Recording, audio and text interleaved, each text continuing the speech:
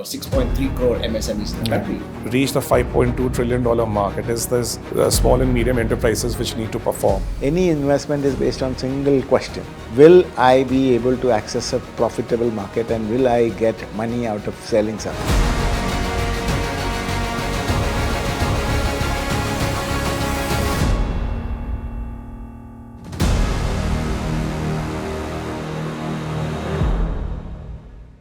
So good evening. Looking forward to having a nice, interesting chat. I think if you look back at the last couple of decades, I think what India has done in terms of digital public infrastructure has been remarkable, right? I think we've seen the efficacy all across. I mean, primarily, I think UPI, right? What payments has done has really opened up the world. I mean, today you can literally tip someone or pay for a parking lot for 20 rupees down to make large transactions. I think that's so. I think truly as Indians, we can be proud of what we've achieved in terms of digital public infrastructure. I think that's been one of the remarkable reasons for growth. But while we've celebrated growth of digital public infrastructure, while we've seen the whole startup boom, while our stock markets are looking good, I think the one area where we haven't reached the full potential, to my mind, is e-commerce, right? I think 2016 was a big inflection point. I think when Jio came in, they opened up, India's data prices are possibly among the cheapest in the world. It is among the cheapest in the world. And that's really taken smartphone penetration up to 700 billion smartphones. Yeah. You're talking about, at some level, penetration of digital infrastructure down to close to a billion mark. But I think e-commerce is still restricted to a small sliver of the population, still at the upper end. And I think what NPCI did to digital payments, I believe that ONDC truly can actually make in terms of building e-commerce. I think that's the starting point. I have two specifics, and I want to start with you, Khojle. I think one is we talk of less than 1% of India's sellers today participating in e-commerce, and we're talking of under about 5% of people who are actually buyers of e-commerce, consumers of e-commerce. I think the real magic is really looking when this number doubles or hopefully trebles in the near future, and that's when India sort of leads the way. So, what are the big milestones does ONDC looks at if you look at the next 2 or 3 years? And what are the things, your big focus areas? See, the way that we look at Lloyd is, first and foremost, we need to build a network that is proving that it can deliver. How do you prove that it can deliver? It should have buyers and sellers who are doing certain reasonable amount of transaction. That gives a lot of confidence that this works. And this should have participation from big and small. So last January, when we made this network available to public in Bangalore, till then we are experimenting for the previous 6 months. We had 500 merchants. We did totally 1,200 transactions in that month. In that area. 1 year, 3 months now, in March, we did 7.6 million transactions with 4.5 odd lakh merchants. It has more than half of those merchants are small taxi drivers and auto drivers. We have HUL of the world, ITC of the world, McDonald's of the world, and Domino's of the world. We have farmer producer organizations. We have a large number of artisans. We have SHGs like Kudumbashree, all of them equally being present and demonstrating it as possible. So what we will, and we have about 65% of non-mobility transactions are happening from Tier 2, Tier 3 cities. But these are all tips of the iceberg. So what we are expecting is that we will contribute to expansion of this market. Today's market is concentrated by, as you know, some few large players. If I am in the position, I will do exactly the same thing to milk the Premier League, the sellers and the buyers. Because that's where that's a low-hanging fruit. If I don't do that, I should be a stupid. And plus, I am accountable to my shareholders. Whereas ONDC is saying that we are creating a utility, a public good, on which the big and small should equally prosper. So while the big guys got a protocol for them to come, for example, Dainik Jagran is a decently established player. They are now fully, we only needed to give them the specification, they can go live.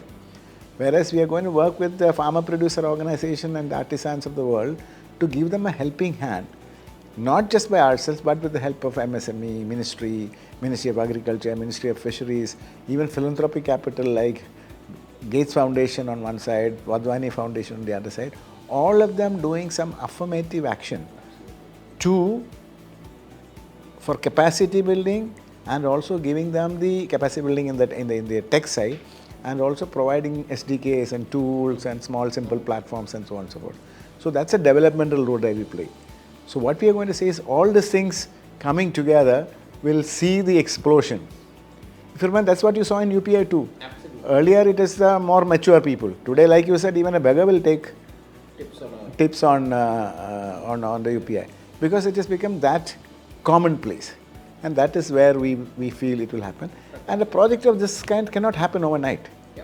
It has to have its own maturation cycle, gestation period. But the good thing is it's really picking a momentum. Fantastic. And therefore, just to kind of summarize, I would say not only will ONDC make e-commerce truly democratic, it could clearly be a kind of fresh protocol that hopefully the rest of the world can emulate. This really takes it. So I think that's the extent of perfect segue to bring in Bharat. And I think what we said was that India is truly a world leader in terms of using population scale technology to disrupt the market. And I think if you look back again the last decade or so, I think while we've achieved great strides, startups are booming, the whole PLI is getting the elements of bringing global manufacturing into the country. I think the one segment that clearly needs attention is the small and specific the micro and small medium enterprises. Right? We're talking about humongous numbers, 6.3 crore MSMEs in the country, which approximate to, I think I understand account for almost a third of our GDP in terms of what they contribute, and almost 1 in 5 Indians being employed by this sector. Now, this sector unfortunately has not taken off the way it should or the way it can, the potential. And I think one big disadvantage has been to, in a sense, partially digital literacy. While clearly internet penetration has gone up, smartphone usage has gone up, even consumption of short format videos have gone up, right? The Insta Reels or whatever. But I think the small seller has not been able to easily move on to e-commerce, right? And maybe the few big players are slightly, as Koshi rightly pointed out, looking at the milking the cream.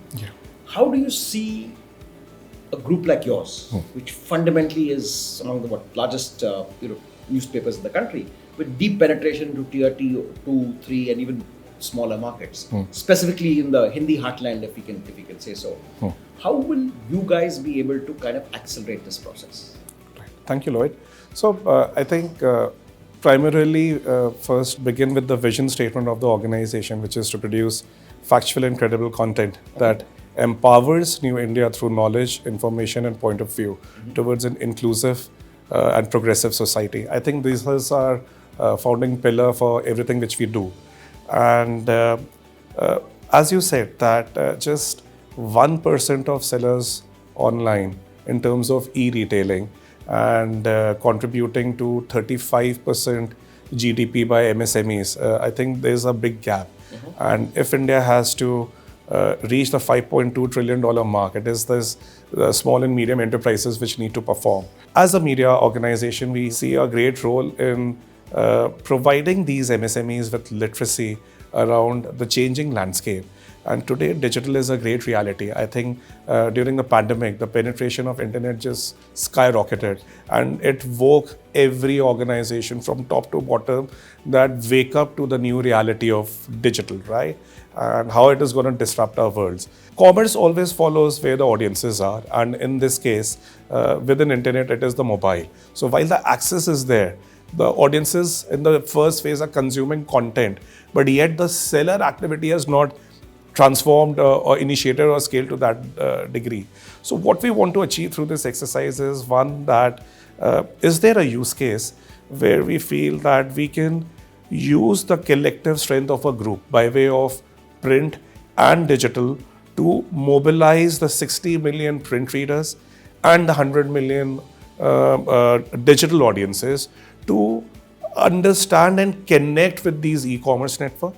And as a subset of that, the MSMEs, can we use our network to enable and empower these MSMEs to understand this digital disruption? We must understand that while the Like any evolving industry, the top layer of MSMEs has already adopted this medium, but less than 70% of the MSMEs have a website, right? So that is where have access to internet, or 50% have access to a website.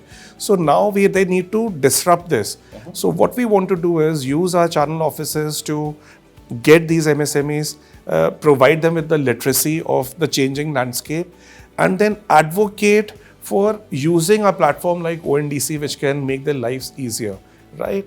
And how it would also help on the other side is that it will also help our audiences to connect with local availability of products that are required in their daily life at a press of a button. I think what we also bring into the equation is that instead of a very pure play transactional relationship where someone just discovers a product and buys and gets out, we want to build a deeper relationship by utilizing content to commerce and starting with different narratives like an insurance as a category, or food as a category, or ranging services from essential to daily services to commute. So the possibilities are endless. But is there a way to do this in a different way, that we are writing a narrative which leads to a necessary transaction around a service? So moving beyond just being a content company Yes. that points to news and views and such like. Absolutely. To also being a kind of a place that will help you kind of, almost close the entire transaction. Right. So And content to commerce. why this is also important is that in terms of a landscape, I think the way things are changing, pure play advertising is also going to be very, very challenged. So this also gives us an opportunity to experiment with a more evolved way of entering or diversifying your revenue streams, and also diversifying your content presence, because today I think it's not hidden that India is one of the fastest growing economies in the world, and and India is getting driven by consumerism. So people are buying. The question is, are they buying looking at ads? One. Two, are they buying on your platform? And I think through this experiment or initiative, we have a reason to believe that if you do it right, you can enable this consumerism. Yeah. So effectively, your group moves beyond just having two singular sources of revenue, which is fundamentally subscription and advertising. Yes. To now possibly four sources of revenue, which is subscription, advertising, content, Yes. and commerce. Effectively. Absolutely right. That's Absolutely right. phenomenal. Yeah. I think that's truly a disruptable. I want to get back to Koshi, and therefore, given the state at which ONDC is, the fact that you are a protocol, you're going to enable the true democratization of e-commerce to take it down to the masses. Unlike the existing platforms, like you rightly said, are kind of looking at milking the cream. Do you foresee tie-ups like this really helping you get to the interiors? And are you also, therefore, as you partner with Bharat's group, looking at clear targets? What is the kind of depth of penetration that ONDC gets into, let's say, the Hindi heartland market? Let's say he's very strong in, let's say, UP or Eastern UP and Bihar. How will this partnership of ONDC, along with the Jagran New Media Group, really help you achieve the depth penetration objectives? Like I explained to you, the current platform-centric model makes sure that in every domain there are only one or two players, or max three players. So the way they will evolve the market is based on what is the way to maximize their shareholders' interest. They are not in nation building. While it is a contribution they will still do, but their focus is to shareholders. I can't blame them. And the platform-centric model will ensure that nobody else can really come and establish. Either you are one of the three biggies. Semi-walled ecosystem. Yes, one or two of the biggies, or you are nobody. Sure. Whereas in a network-centric model, you could be a big, you could be a small, you could still have a place in the market. Totally Like in the physical market, you have the Infinity Mall and you have the Palika Bazaar. Both have their own product, their SLAs, their customers, and there are customers. I would go to Infinity Mall and to the Palika Bazaar because, and at both the times I am a different person. That's how the true commerce should evolve. You cannot have walled gardens only, whereas e-commerce is all about walled gardens. So that is why we believe that people like Dainik Jagran Group will definitely helping us in achieving this larger objective. So earlier you heard him saying, while he's coming as a buying platform, and with a reach deep into the heartland, they know that they will be able to curate the front end to meet their audience, not the 7% of elite like you and me. All people sitting over are, I will say that the elite, they are not India. We are only a part of India, but that's not the majority of India. So he has all the incentive to curate to the same kind of people who are reading his newspaper. The Hindi heartland, everybody reads his newspaper. And he knows he understands the pulse of those customers. And he can present to them in the most meaningful fashion. And when he does that, he not just only help them to buy, he is going to be a huge influencer of who is going to sell. He can reach across to a large part of his audience are sellers too. Absolutely. Say that, boss, till now, your only option to sell digital commerce was to have huge in your physical location and some very high percentage charges of the digital. Now I am bringing you the digital market. You come, be present here. You have doubt, I will help you. I will help you to teach. That's where the content also can a contributor in capacity building and awareness building. And that also gives them the confidence. It's not just preaching, but it's also practice of giving them the market. For every businessman, any investment is based on single question. Will I be able to access a profitable market and will I get money out of selling something? He is saying that I am going to help you to do that. So it gives them a lot of confidence for them to enhance the participation. It's not just giving some tools or digitization or some advertising. The hardcore is dhanda bada raha hai kya? So that's why I am very, very optimistic and I am really excited that we have been talking a lot, now there's somebody is coming to action. Fantastic, congratulations. And therefore, back to you, what are the steps that your group will take to actually enable the last mile? So in this case, let's say the seller group, of whom a lot of your readers are, how do you going to get more of them onto the e-commerce, to the ONDC platform? Right. And similarly, are your sales teams now going to be targeted? I guess your existing metrics are largely readership and circulation. Right. Is it also now the amount of end users that actually participate in the content in the commerce space? How are you going to get that happen? So our step one when we go to the market is that to organize a series of evangelization programs across the core Hindi heartland, 30 to 40 cities, where we gather these MSMEs, some retailers and team members from ONDC from us, and we do these small modules of literacy or awareness programs. So how can they actually become e-commerce sellers, right? Oh, and at the same time, because ONDC members are also there, because we are also talking about that narrative. So the whole question of advocacy, that why ONDC? So you have already in the first step explained the importance of e-retailing, but how to do that comes through the advocacy part, that positioning ONDC. And then the biggest contribution from our side in the end would be that the solution building. So while, as Mr. Kochi said, it's not just about giving gyan, but also helping them or holding the hands. So solution building in terms of what are the elements which you require to come online and sell online. Technology, solved. Next, a content narrative, ads, content to commerce, we are there to handhold you. Digital marketing, so we have the audiences on our own platform, on physical platform, right? In terms of integration, so for example, creatives, if a creative has to go on print, tomorrow we'll start using QR codes and a user can easily scan those QR codes and arrive at the basket and enable that transaction right then and there. So we are integrating technology in a smart way to enable those transactions for retailers, right? There will be some experiments, there will be some time which is required for the even users to adopt that. But what gives us confidence is that already on existing base, close to 60% of e-commerce transactions are happening through tier 2 and 3 town. So that gives us the confidence about the, I would say, acceptance. So the user side is ready. But on seller side, which is the 1% bucket, I think initiatives like content to commerce or solution building, making creatives, giving them content, hand-holding them for marketing, I think these are the things which would aid that transformation. Fantastic. Yeah. And therefore, you're also going to put the focus on your own sales team to Yes. ensure that their objectives are now slightly more broad-based. Our own sales team, distribution teams, I think they are the teams which are required for the reach out program. And also, it gives us the ability to scale up, like in terms of revenue diversification, a production house offering.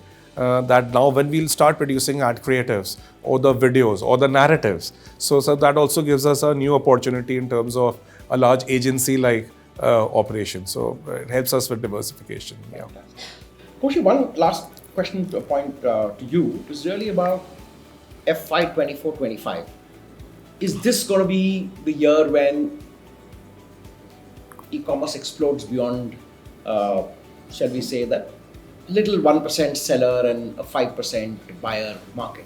Could this be the beginning of, shall we say, the true democratization of e-commerce, right? You've got a media tie-up with a very large player. You've got a lot of your ducks aligned, so to speak, right? One heard about, let's say, the Bangalore transportation mobility when Namayatri became a big hit. So while traditional e-commerce has been very apparel and mobile phones or technology at one level, you're talking of edtech, you're talking of insurance, you're talking of mobility, you're talking about a whole range of it. So do you see we are at the cusp of India's e-commerce exploding?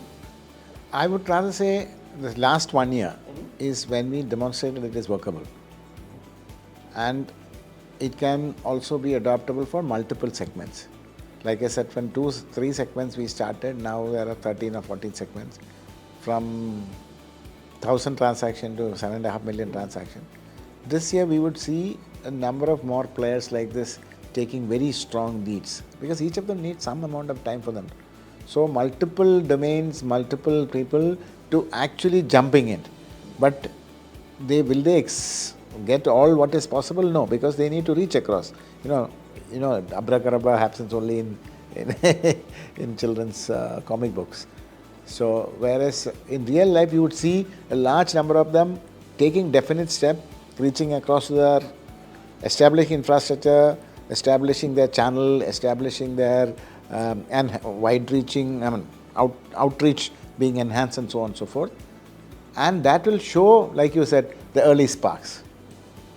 And I'm hoping that from 7.5 million, it may go to next year and maybe 50 million in a month. But that will give the confidence to explore it, take it forward. And because the possibilities are so high, so will we achieve all those possibilities in 1 year's time? No. But we will demonstrate confidently that for all of them, this is the way to go. Then it is early risers will get the benefits, slow risers will... And like you said, expanding the pie is your big objective. Yeah. Everyone gains. Certainly you will, but Correct. so will the other commerce players. Absolutely. And therefore, what is your kind of wish list out of, what are if you list the 2 or 3 key objectives that you see for Jagran New Media in this big collaboration? What are the big 3 wins that you expect? So first, of course, is customer engagement. And I think increasingly for any digital company, the bigger challenge is how do you retain your customers? And if we are able to, as a company, increase our value proposition of audience engagement, I think that's a big number 1 for us. Especially in the short attention span. Yes, of the millennials and below, which is, I think, now a reality, right? Second, Lloyd, I would say monetization. And if you look at the Indian advertising pie, about digital now with 80,000 crores is the largest advertising segment. And the traditional medium like television is now, I think, if I'm not mistaken, you're the best judge, but 60,000 or so. And print would be going down, right? Everything is going down. What is also important to understand is that within the 80,000 crores, roughly about 50,000 is attributed to digital advertising. And of that 50,000, only 2,000 crores is coming to digital publishers, right? So the entire value proposition has shifted to performance advertising and stuff like what we are just talking about. So I think it is, as a company, it is important for us to rebuild our capabilities, to create a space in this, right? And in India, the ad to GDP ratio is just 0.4. So there's enough opportunity. I think if we are able to move out of the trap of advertising-based model, pure play, and get into the services kind of a model, I think that would really help us to scale bigger, larger, more effectively. So monetization is part two. And the third and the most important thing is impact. And why impact is that Mr. Koshi did mention about nation building. And I think as a proud Indian, I would like to believe that myself too, that if India has to rise to $5.2 trillion economy, who would have imagined that 10 years back? None of us. Today we have witnessed that life from nowhere to a $3.8 trillion and now aiming to be the third largest economy. I think it's very, very aspirational and which is very important for us. But this aspiration will only come true when MSMEs are activated. And I think we want to put in a role and see if whatever we are talking, if we are able to introduce this change in the society where tier 2 and 3 towns are truly empowered to make gain of this whole opportunity which lies ahead. I think that would be a real winner for us. Terrific. No, I think that's a great point to conclude. And I would just say that, truly as Indians, we can feel proud of what we achieved through digital public infrastructure. I think how we, saw through the entire COVID, I think was remarkable. I think just the whole transformation of digital payments, the UPI has been transformational. I think the whole India stack has been talked about, right? From bank accounts going down to the last mile. I think that has been phenomenal. I think what we're sitting today is at the cusp of possibly the next big leap. The fact that we're well on our way to making e-commerce truly democratized, not just for sellers but for buyers. And with one of the largest media groups, that's very deep in the Hindi heartland, teaming up with ONDC, I think we can fully look back at this period to say that this is the point when things are need to come. Thank you guys. Thank you so much.